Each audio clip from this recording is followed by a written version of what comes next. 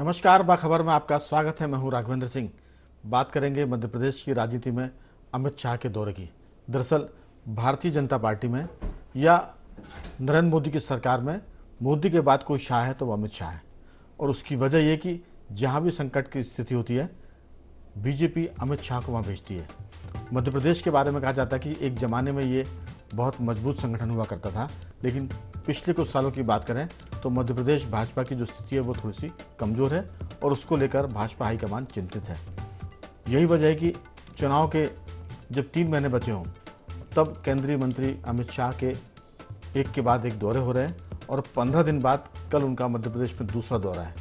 और सबसे खास बात यह है कि वो कल रात मध्य प्रदेश में रुकेंगे भी, यानी भोपाल जो राजधानी है, और इस दौरान जो चर्चा करेंगे वो महत्वपूर्ण होगी। हम सिर्फ संक्षेप में पिछली बैठक का आपको बता दें कि जब पिछली बार अमित शाह आए थे तो उन्होंने मंत्रियों और विधायकों के साथ बातचीत कम करके जो संगठन के जिम्मेदार है, सरकार के जिम्मेदार है, उनसे बातचीत की और साफ संदेश दिया कि अगर हालात नहीं सुधरे तो उन सब पर भी कड़ी कार्रवाई हो सकती है। इसका असर हुआ। मध्य प्रदेश में लगभग 60 के करीब असंतुष्ट नेताओं को भाजपा संगठन और सरकार मनाने में सफल रही, ऐसा दावा किया जा रहा है। उम्मीद करते हैं कि ये दावा उनका सफल या सही साबित होगा, लेकिन कल अमित शाह की जो क्लास होगी उसमें मध्य प्रदेश के बहुत सारे विधायक, मंत्री, संगठनों, सरकार के मुखिया अपने आप को वैसे ही महसूस करेंगे जैसे किसी हेडमास्टर के आने पर कमज़ोर विद्यार्थी अपने आप को डरा हुआ महसूस करते हैं। ये हमारा अनुमान है। हो सकता है कि स्थितियाँ इससे बेहतर हो, लेकिन हालात तो ये दिखते हैं। इस पर विस्तार से बात करेंगे। मध्य प्रदेश में अमित शाह का दूसरा दौरा 15 दिन के बाद, और उसमें खास बात है कि भाजपा में नरेंद्र मोदी के बाद अगर कोई शाह है तो वह अमित शाह। इसी पर विस्तार से बात चर्चा के लिए स्टूडियो में मौजूद है हमारे साथ हमारे वरिष्ठ पत्रकार साथी रविंद्र कैलासिया जी। स्काइप पर मौजूद हैं हमारे वरिष्ठ पत्रकार साथी ग्वालियर से जयंत तोमर जी, और इन दोनों दिल्ली प्रवास कर रहे मध्य प्रदेश के वरिष्ठ पत्रकार देवदत्त दुबे जी भी स्काइप पर हमारे साथ मौजूद हैं। आप सभी का बहुत बहुत स्वागत है। चर्चा की शुरुआत देवदत्त जी आपके साथ। आप दिल्ली में भी हैं और दिल्ली में मध्य प्रदेश को लेकर क्या चर्चा है उसका भी आप जरूर इस आज की बातचीत में जिक्र कर सकते हैं कि क्या मध्य प्रदेश को लेकर भाजपा हाईकमान वाकई इतना चिंतित है कि अमित शाह जैसे लीडर को 15 दिन में दूसरी बार मध्य प्रदेश आना पड़ रहा है और वो कल रात स्टे भी करेंगे, यानी रुकेंगे, विश्राम करेंगे भोपाल में। सबसे खास बात यह कि जो उनके खास तौर से केंद्रीय जो 2 मंत्री हैं, भूपेंद्र यादव और अश्विनी वैष्णव, वो मध्य प्रदेश की कमान संभाले हुए हैं मंत्री के तौर पर, और मध्य प्रदेश के जानकारों में शामिल केंद्रीय मंत्री नरेंद्र सिंह तोमर उनके साथ काम करेंगे। ये जो एक तरह से तिकड़ी बनी है केंद्रीय मंत्रियों की, उसमें खास बात है कि नरेंद्र सिंह तोमर और शिवराज सिंह की भी बहुत अच्छी अंडरस्टैंडिंग है, बहुत अच्छा तालमेल है। क्या ये कार्य योजना जो बीजेपी की है या अमित शाह की है, आपको लगता है कि कुछ कारगर होगी? देखिए, जिस तरह से 2018 के विधानसभा चुनाव के परिणाम आए, उसके बाद से ही भाजपा का संगठन सतर्क और सावधान है, क्योंकि मध्य प्रदेश वह राज्य था जो देश में सबसे ज्यादा संगठन क्षमता का आदर्श राज्य माना जाता जी। था, जहाँ कुशाभाऊ ठाकरे, प्यारेलाल खंडेलवाल के गढ़े हुए कार्यकर्ता थे और विपरीत परिस्थितियों में भी पार्टी को सफलता दिलाते रहे। लेकिन 2018 में ऐसी क्या चूकें हो गई जिसके कारण सरकार नहीं बन पाई थी। इस कारण 2023 में किसी प्रकार की रिस्क नहीं लेना चाह रहा पार्टी हाईकमान। इसके लिए स्वयं अमित शाह एक तरह से मॉनिटरिंग कर रहे हैं पूरे चुनाव अभियान की, और उन्होंने अपने दो दाएं बाएं कहना चाहिए विश्वसनीय जो चुनावी क्षमता भी है जिनमें प्रबंधन की, भूपेंद्र यादव और अश्विनी वैष्णव को मध्य प्रदेश भेज दिया। वो जो गुटबाजी की खबरें थी तो एक सहज सरल चेहरा उन्होंने नरेंद्र तोमर का दे दिया, जो सबको साथ लेकर सबसे बात कर सकते हैं, जिनकी थोड़ी सी एक इमेज अच्छी है, साफ। तो उन्होंने अपने को सब प्रयोग कर रहे हैं जिससे कि 2018 जैसा कोई परिणाम ना आए और 2023 में ऐसा परिणाम लाए कि हम 24 में फिर वही लोकसभा का, बल्कि इस बार तो अमित शाह के निशाने पर छिंदवाड़ा है, वो स्वयं वहां का फोकस कर रहे हैं, वहां जा रहे हैं।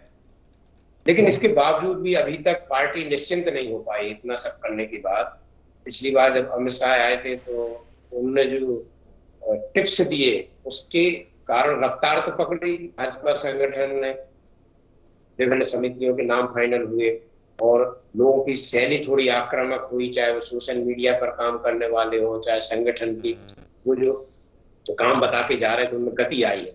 लेकिन अभी भी अमित शाह और मोदी के बारे में आप जानते ही, राहुल जी तो बिल्कुल निश्चिंत, और वो तो जब सब विरोध में हो और अधिकतम सब सीटें जीतने की इस तरह का चुनाव का काम करते हैं, जैसे गुजरात में किया, तो वो अभी भी कुछ हिमाचल से, कुछ कर्नाटक से भी सबक ले रहे हैं कि वहां स्थितियां बिगड़ गई, इतनी ताकत लगाई कि थोड़ी सम्मानजनक हार हुई। लेकिन मध्य प्रदेश में वो चाहते हैं कि अच्छे बहुमत से सरकार रहे, देश का हृदय प्रदेश है जहां आरएसएस ने बहुत काम किया हुआ है। तो जो कल जो वो पहुंच रहे हैं भोपाल, उसका बहुत बड़ा असर देखने को मिलेगा एक बार फिर। बिल्कुल। पिछली बार वो 4 घंटे रुके थे, तो उसका असर हमने देखा कि भाजपा ने रफ्तार पकड़ी है। इसमें और जो जिम्मेदारियां तय होंगी, जिन नेताओं को मनाया गया है, जो सूची भाजपा नेताओं के पास है, उनसे भी हो सकता है वो बात करेंगे किसी एक दो से फोन पर कि अभी कोई दिक्कत है क्या। उन्होंने एक और कहा है, हर विधानसभा में उन नेताओं की सूची उन्होंने मांगी है कि जो आपस में विरोधी है, एक दूसरे की बनती नहीं। तो कुल मिलाकर उनके पास जो फीडबैक है, उसके आधार पर कल की बैठक को बहुत महत्वपूर्ण माना जा रहा है। बिल्कुल। और जिस तरह से आप देख रहे हैं कि कांग्रेस पार्टी, राष्ट्रीय नेता राहुल गांधी, प्रियंका खरगे छोटी छोटी बातों पर ट्वीट कर रहे हैं और फोकस कर रहे हैं, उससे भाजपा की और भी तैयारियों के प्रति रुझान बढ़ गया है। बिल्कुल देवदत्त जी, दरअसल जी, आपने कहा कि 2018 की जो हार हुई थी बीजेपी की, जो सत्ता से वो दूर हो गई थी, उससे बीजेपी ने सबक लिया है। अगर सबक लिया होता तो फिर 2023 में ये सब करने की नौबत नहीं आती जो अब अभी करना पड़ रहा है। 2018 के बाद अलग बात है कि कमलनाथ की सरकार गिरी, 15 महीने बाद बीजेपी सरकार में आई, लेकिन संगठन और जो कामकाज के स्तर पर कोई सबक लिया गया ऐसा दिखता नहीं है। अगर लिया गया होता तो अभी हालात दूसरे होते, इतनी खराब स्थिति नहीं होती कि अमित शाह को भोपाल में कैंप करना पड़ता। उनको एक तरह से खुद अपने उन्होंने मध्य प्रदेश को टेक ओवर कर लिया, अगर ये शब्द हम इस्तेमाल करें तो अतिशयोक्ति नहीं होगी। ये हालात बदतर हो गए हैं, तभी ये नौबत आई। लेकिन एक चीज़ और इसमें निकल कर आती है, रविंद्र जी और जैन जी इस बात से सहमत होंगे कि बीजेपी ने जो 5 प्रभारी बनाए थे मध्य प्रदेश में, उन 5 प्रभारियों का फ्लॉप शो भी भाजपा की संकटकालीन स्थिति के लिए बहुत जिम्मेदार है। वो हो सकता है कि बहुत योग्य होंगे, बड़े बुद्धिमान होंगे, प्रतिभाशाली प्रभारी होंगे, लेकिन मध्य प्रदेश की राजनीति में वो टोटली फ्लॉप हो गए। ये अब साबित हो गया, इसमें किसी तरह का कोई संशय नहीं बचा है। उसकी वजह ये कि मध्य प्रदेश के वरिष्ठ नेता रघुनंदन शर्मा ने कहा था कि जो 5 प्रभारी हैं उन्होंने मध्य प्रदेश जैसी मजबूत भाजपा को पांचाली बना दिया है, उसका चीरहरण हो रहा है। तो मुझे लगता है कि ये बड़े कठोर शब्द थे और ये कठोर शब्द बताते हैं कि भाजपा की अंदरूनी हालत क्या है। 18 का सबक होता तो ये नौबत नहीं आती, लेकिन हम इसको चर्चा को आगे बढ़ा रहे हैं। जयंत जी, सबसे खास बात यह भी कि चंबल का जो इलाका है जिसने कांग्रेस को सरकार बनाने के निकट लेकर पहुंच गया था, वो चंबल का इलाका सिंधिया के भाजपा में आने के बाद काफ़ी कुछ भाजपा में दिखा जाता हुआ, लेकिन अभी स्थिति प्रियंका गांधी की सभा के बाद थोड़ी सी लोग कहते हैं कि जो भीड़ वहाँ इकट्ठी हुई है, जो दिग्विजय सिंह का मैनेजमेंट था, उस मैनेजमेंट ने बताया कि सिंधिया महाराज भी अभी उतने मजबूत नहीं लगते जितने 2018 या उपचुनाव में दिखते थे। तो चिंता की वजह में जो बहुत सारे कारण है उसमें ये भी बड़ा कारण है। आपकी राय क्या लगता है आपको? राघवेंद्र जी, सिंधिया जी का जो प्रभाव एक समय माना जाता था कांग्रेस में जब वो थे उस समय, अब वो स्थिति तो रही नहीं है। और उसके बहुत सारे कारण हैं कि कांग्रेस तो पूरी तरह से उसकी पहली प्राथमिकता है कि जिनके कारण उनकी सरकार गई 2018 के बाद, पहले तो उनको हराया जाए और उसके बाद दूसरी प्राथमिकता में है कि सरकार बने, ऐसा मेरा मानना है जी। इधर भारतीय जनता पार्टी के अंदर जिस तरह से एक नाराज भाजपा पैदा हुई ज्योतिरादित्य सिंधिया के साथियों के आने से, तो उसको अब किसी तरह से वो जो असंतोष है उसको खत्म करने का प्रयास किया जा रहा है कि जैसे नरेंद्र सिंह तोमर को चुनाव संयोजक। जयंत जी, मैं आपकी बात में एक चीज जोड़ना चाहता हूं। आपने कहा कि नाराज भाजपा, दरअसल पहले दिन से ये कहा जा रहा था कि जो सिंधिया के साथ लोग आए हैं कांग्रेस से भाजपा में, वो शक्कर की तरह, मिश्री की तरह भाजपा में घुल जाएं, लेकिन वो समरसता या वो एकरूपता नजर नहीं आई। ये भी भाजपा के चंबल ग्वालियर के कार्यकर्ताओं के भीतर असंतोष की बड़ी वजह हो सकता है। अमित शाह की यात्रा, क्या ग्वालियर चंबल में सिंधिया कैंप के जो कांग्रेसी भाजपा में आए हैं और जो भाजपा के मूल कार्यकर्ता हैं उनके बीच में समरसता लाने की स्थिति को क्या सच में सफलतापूर्वक कर पाएगी? ये भी एक बड़ा मुद्दा होगा, क्योंकि बीजेपी के भीतर सिंधिया की भाजपा और मूल भाजपा, ये भी एक बड़ा कारण है ग्वालियर चंबल में बीजेपी की चिंता को बढ़ाने वालों में। जी बिल्कुल। अमित शाह ने अगर मध्य प्रदेश के चुनाव की कमान अपने हाथ में ली है तो उससे बहुत सारी जो संकट हैं वो टल गए हैं। जैसा आपने बताया कि एक तरह से हेडमास्टर की भूमिका में वो हैं और उनकी बात को मानने के लिए सब बाध्य हैं। तो उस स्थिति में जो सर फुटअव्वल की स्थिति थी या असंतोष की स्थिति थी वो बड़े पैमाने पर कम होगी निश्चित रूप से, इसमें कोई दो राय नहीं है। लेकिन प्रियंका गांधी की जो सभा हुई है वो पूरी तरह से सफल एक सभा मानी जानी चाहिए। उसमें कितने लोग मौजूद थे ये कह पाना तो फिलहाल कठिन है, लेकिन वो एक सफल सभा थी और उसमें अप्रत्यक्ष रूप से ज्योतिरादित्य सिंधिया को टारगेट किया गया है। इससे ये तो समझ में आता ही है कि ज्योतिरादित्य सिंधिया का जो प्रभाव क्षेत्र है वहां पर कांग्रेस का अपना पूरा फोकस है और उसके बाद वो जो सरकार विरोधी लहर है उसका फायदा उठाने की भी कोशिश कर रही है। मैं इसमें एक चीज और जोड़ूंगा, सिंधिया जब तक कांग्रेस में थे तो पूरा ग्वालियर चंबल उनके हवाले हुआ करता था, तब दिग्विजय सिंह या बाकी नेताओं का वहां कोई दखल नहीं था। जैसे ही सिंधिया कांग्रेस छोड़कर भाजपा में गए तो उस पूरे ग्वालियर चंबल क्षेत्र के जो लीडर हैं उनको एक तरह से निर्देशित कर रहे हैं दिग्विजय सिंह, और दिग्विजय सिंह की संगठन क्षमता के सब कायल हैं। हर कोई जानता है, बीजेपी कांग्रेस दोनों लोग जानते हैं कि वो संगठन के एक तरह से महारथी है, और उन्होंने इस प्रियंका गांधी की सभा को सफल बनाने में जो भूमिका निभाई है वो भी कहीं ना कहीं सिंधिया को भी चिंतित करेगी, भाजपा को तो चिंतित करेगी। लेकिन ये चीज़ें आगे अमित शाह के आने के बाद अगर सिंधिया समर्थक और भाजपा के मूल कार्यकर्ताओं में समन्वय होता है तो स्थितियां थोड़ी सुधर सकती है, बदल सकती है। आपकी इसमें राय? अमित शाह के आने के बाद जो समन्वय स्थापित हो रहा है और जो अनुशासन कायम हो रहा है, सबसे बड़ी बात, उस अनुशासन के सहारे से ही बीजेपी कुछ बेहतर स्थिति में आ सकती है। जी जी जी। हमारे साथ रविंद्र कैलासिया जी भी। रविंद्र जी, आपने देवदत्त जी को सुना कि वो जो दिल्ली में स्थिति है उस पर उन्होंने प्रकाश डाला कि बीजेपी की जो हालत थी उसको लेकर वो अब सुधार करने की कोशिश कर रहा है, क्योंकि 18 की जो हार हुई थी उसको वो दोहराना नहीं चाहते। और अमित शाह का मध्य प्रदेश को संभालना, 15 दिन में दूसरी बार आना, कल वो यहाँ रहेंगे और रात भी रुकेंगे। इसका मतलब कि चिंतन मनन होगा, समझाइश होगी, डांट भी पड़ेगी और इसके साथ साथ चेतावनियाँ भी दी जाएंगी। मुझे लगता है कहीं ना कहीं सबको कसने की बात हो रही है। आपको क्या लगता है, ये जो जीत की अमित शाह नीति है मध्य प्रदेश के भाजपा को कितने दिनों में सुधार के रास्ते पर ला पाएगी और ये दिखना कब शुरू हो जाएगा? राघवेंद्र जी, ये सही है कि अमित शाह का दौरा जो है मध्य प्रदेश बीजेपी के लिए एक संजीवनी साबित हो सकता है, क्योंकि पिछली बार के जो 4 घंटे का दौरा था और जिसमें उनने जिस तरह से टिप्स दिए थे उन टिप्स का जो है धीमे धीमे अब असर दिखाई देने लगा। और अगर वे कल रात को रुकते हैं और अगले दिन भी कुछ बैठकें लेने का उनका एक कार्यक्रम तैयार हो रहा है, तो इससे बीजेपी को बहुत यानी एडवांटेज मिलेगा, जो अभी तक पिछले कुछ महीनों में पीछे दिख रही थी बीजेपी, वो अब टक्कर में आती दिख रही है। और कांग्रेस और बीजेपी दोनों के लिए ये जो 2023 का जो विधानसभा चुनाव है बहुत ही महत्वपूर्ण है, क्योंकि बीजेपी चाहती है कि लगातार 5वीं बार हम सरकार बनाएं और कांग्रेस जो 2020 का बदला लेना चाहती है कि जिस तरह से उनकी सरकार को गिराया गया,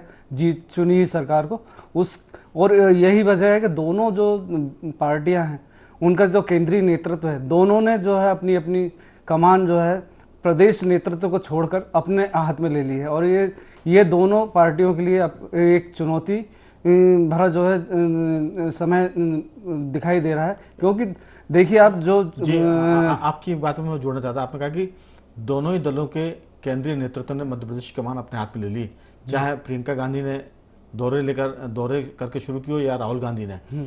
और दूसरी बात जो आपने कहा कि जो हम चर्चा कर रहे हैं कि अमित शाह ने भी, इसका मतलब कि मध्य प्रदेश में कांग्रेस तो कमजोर थी, लेकिन कांग्रेस ने कभी इतना गंभीरता से फोकस नहीं किया था मध्य प्रदेश पर।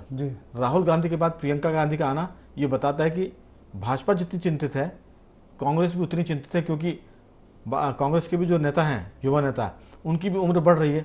लगातार मध्य प्रदेश में अगर उनकी हार होगी तो फिर उनकी भी छवि को एक तरह से दागदार होगी। मगर कांग्रेस की गंभीरता इससे भी झलकती है कि जो छोटे छोटे मामले, जो प्रदेश की जो छोटी छोटी घटना है, उन पे जो चाहे खड़गे हो, चाहे राहुल गांधी हो, चाहे प्रियंका गांधी हो, इन सब के जो प्रतिक्रियाएं आ रही हैं, उससे लगता है कि वो कितनी गंभीर है। उससे ये दिखाई देता है कि जो कांग्रेस जो है इस चुनाव को जो है बहुत हल्के में नहीं ले रही है, बल्कि जो है बराबरी की टक्कर में जो है बीजेपी को देने के लिए खड़ी हुई है।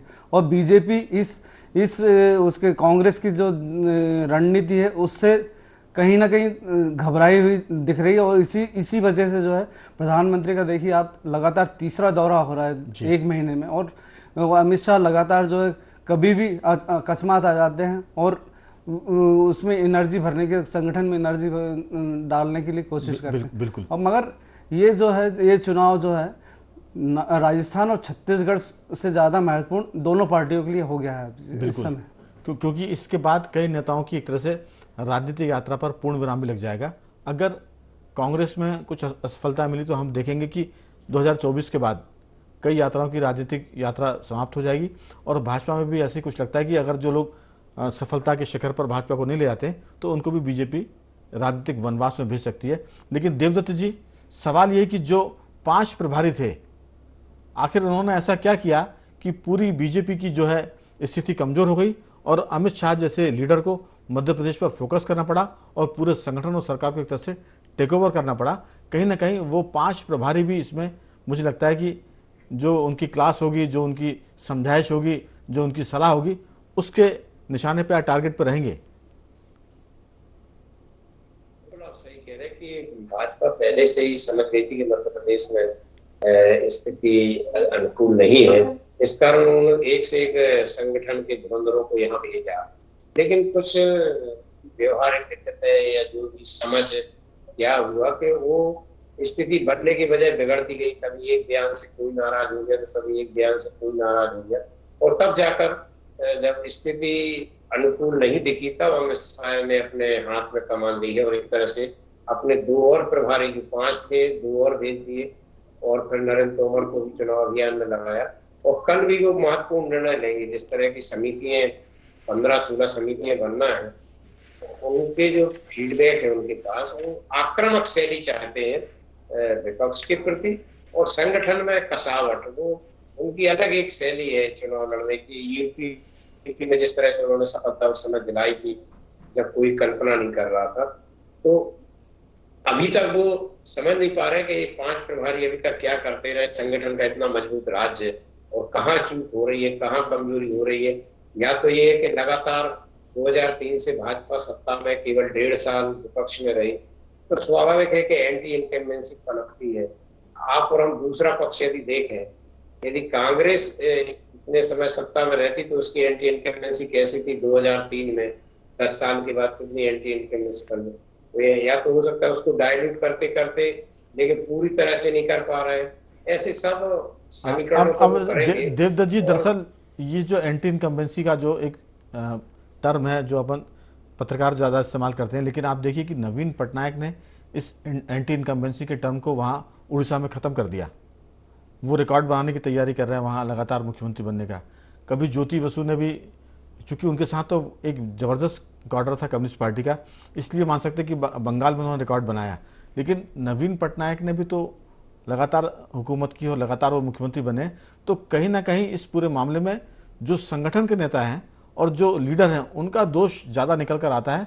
मुझे लगता है कि चुनाव के बाद, विधानसभा चुनाव के बाद या लोकसभा चुनाव के बाद मध्य प्रदेश के संगठन और सरकार के जो लीडर हैं उनकी एक बड़ी सर्जरी जरूर बीजेपी या संघ करेगा, क्योंकि जो स्थिति भाजपा की मध्य प्रदेश में है वो बहुत ही बदतर हो गई है। और इस बात से कोई स्वीकार करे या इनकार करे, अमित शाह की मौजूदगी, उनका आना, उनके जो आँख कान हैं, भूपेंद्र यादव या अश्विनी वैष्णव की हम बात करें, ये आँख कान हो सकते हैं। जुबान के रूप में नरेंद्र सिंह तोमर को भेजा गया है। तो ये कहीं ना कहीं एक बड़ा संकट है जिसको समय रहते भांप लिया गया, उस पर कार्रवाई कर दी गई और अब इसके परिणाम चुनाव में आएंगे कि ये कितना सफल ऑपरेशन था अमित शाह का या नरेंद्र मोदी का या बीजेपी के राष्ट्रीय नेतृत्व का। इस पर भी मेरा आपसे 1-2 लाइन में उत्तर जरूर चाहूंगा मैं।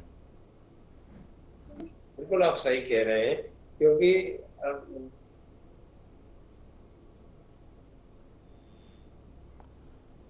देवदत्त जी से हमारा संपर्क अभी कट गया तकनीकी रूप से।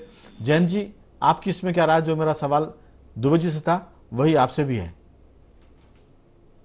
जी राघवेंद्र जी, बिल्कुल ठीक बात है। मध्य प्रदेश में भारतीय जनता पार्टी में एक सर्जरी की आवश्यकता तो थी ही। जिस तरह की अराजकता की स्थिति थी, वो अराजकता समाप्त हुई है अमित शाह ने जब से कमान हाथ में ली है, इतना तो है ही।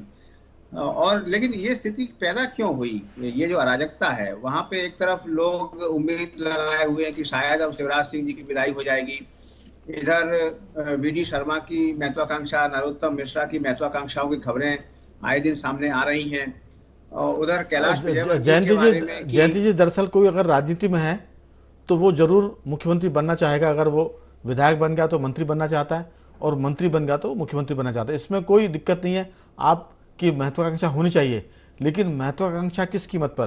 क्या संगठन को तबाह करके या सरकार को लज्जित करके? ये जो सवाल है, ये बीजेपी में पहले कम उठा करते थे। पिछले अगर 2018 की बात की बात करें, तब बीजेपी में ये थोड़ी सी मर्यादा टूटी है और लोगों ने संगठन को किनारे रखकर खुद को महत्वपूर्ण मान लिया है। वो व्यक्ति महत्वपूर्ण हो गए, संगठन हाशिए पर चला गया। मुझे लगता है कि ये सबसे बड़ी दिक्कत है बीजेपी की, जो कभी उसकी ताकत हुआ करती थी कि संगठन सर्वोपरि है, व्यक्ति से कोई मतलब नहीं है। हमने देखा कि लगातार 20 साल की सरकार में, और खासतौर से 2018 के बाद जो 15 महीने की कांग्रेस सरकार के बाद जब बीजेपी आई, तो वो सारी मर्यादाएं टूट गई कि संगठन महत्वपूर्ण है, हम छोटे हैं। अब तो ये हुआ कि संगठन भाड़ में जाए, हमको महत्वपूर्ण बनना है। कहीं ना कहीं ये वृत्ति ने बीजेपी को कमजोर किया है। जी जी, बिल्कुल ठीक बात है, आपका कहना सही है। व्यक्ति की जो महत्वाकांक्षाएं हैं वो स्वाभाविक हैं, लेकिन संगठन को कमजोर करने की कीमत पे नहीं होना चाहिए। लेकिन मैं यहाँ एक बात जोड़ना चाहूंगा, वो खासतौर पे ज्योतिरादित्य सिंधिया के संदर्भ में। जी ज्योतिरादित्य सिंधिया का जो संकट है वो क्या है? हम एक चीज को ध्यान में रखें कि लंबे समय तक ग्वालियर चंबल की राजनीति में, चाहे वो भारतीय जनता पार्टी की बात हो चाहे कांग्रेस की बात हो, महल की तरफ देखा जाता था, और सिंधिया परिवार से ही दोनों पार्टियों के नेता हुआ करते थे। आज जब सिंधिया घराने के सभी लोग बीजेपी में आ चुके हैं, तब उनके लिए बड़ा संकट है। ज्यादातर उनकी जो संपत्तियां हैं उनकी बात है, बिल्कुल और आपने उनका अपना ठीक कहा। ये चर्चाएं पहले से भी हवा में है कि वो संपत्ति के चक्कर में इस तरह से उन्होंने निर्णय लिया, लेकिन चूंकि समय की कमी है, आपने महत्वपूर्ण बात इस मुद्दे पर उठाई है। अंतिम टिप्पणी के लिए मैं आ रहा हूँ रविंद्र जी आपके पास, 2-4 वाक्यों में अपनी बात पूरी कर दें। राघवन जी, देखिए, बीजेपी जहाँ तक व्यक्ति आधारित पार्टी कभी नहीं रही, संगठन आधारित रही। और पिछले 2-3 साल में जिस तरह से व्यक्ति आधारित बयानबाजियां और ये सब वहाँ पर हुआ, विरोध दर्ज कराए गए, इससे जो पार्टी को बहुत नुकसान हुआ और इससे संगठन कमजोर हुआ। यह सभी अमित शाह भी जानते हैं और सभी यानी प्रदेश नेतृत्व भी जानता है। तो कुल मिलाकर आपने गागर में सागर भर दी कि ये जो व्यक्ति आधारित पार्टी नहीं है बीजेपी, संगठन आधारित पार्टी है। लेकिन जब से संगठन पीछे हुआ और व्यक्ति ऊपर आया, तो भाजपा का संकट गहरा गया। उम्मीद करते हैं कि बीजेपी कांग्रेस दोनों व्यक्तियों को पीछे रखकर संगठन को आगे रखेंगी, तभी राजनीति बेहतर होगी और रिजल्ट जो है, परिणाम अच्छे आएंगे। तो कुल मिलाकर मैं तीनों मेहमानों का धन्यवाद करूंगा। देवदत्त जी आपका साधुवाद, जैन जी आपका बहुत बहुत धन्यवाद, और रविंद्र जी आपका भी बहुत बहुत धन्यवाद कि आपने चर्चा में हिस्सा लिया। जीत की शाह नीति पर कल फिर बात होगी मध्य प्रदेश भाजपा में, और इसके लिए अमित शाह रात को रुक भी रहे मध्य प्रदेश में। देखते आने वाले दिनों में उसके क्या नतीजे आते। जो भी स्थितियां बनेंगी, हम आपसे फिर इन मुद्दों को लेकर चर्चा करेंगे। तो बाखबर में आज सिर्फ इतना ही। बने रहिए हमारे साथ और देखते रहिए IND 24।